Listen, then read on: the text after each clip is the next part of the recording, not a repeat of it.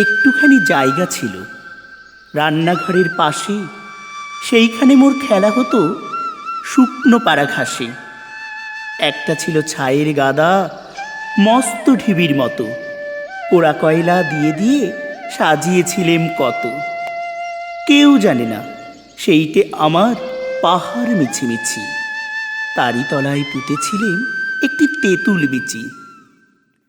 জন্মদিনের ঘটা ছিল, 6 বছরের ছেলে সেদিন দিল আমার গাছে প্রথম পাতা মেলে। চারদিকে তার পাঁচিল দিলেম কেরোসিনের টিনে, সকাল বিকাল জল দিয়েছি দিনের পরে দিনে। জল খাবারের অংশ আমার এনে দিতেম তাকে, কিন্তু তাহার অনেকখানি লুকিয়ে খেত কাকে। দুধ যা বাকি থাকতো দিতেম, জানতো না কেউ সে তো। পিঁপড়ে খেত কিছুটা, তার গাছ কিছু বা খেত। চিকন পাতায় ছেয়ে গেল, ডাল দিল সে পেতে। মাথায় আমার সমান হলো 2 বছর না যেতে। একটিমাত্র গাছ সে আমার, একটুকু সেই কোণ।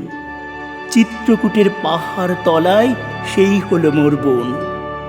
কেউ জানে না সেথায় থাকেন অষ্টাবক্র মুনি। মাটির পরে দাড়ি গড়ায় কথা কন্যা উনি।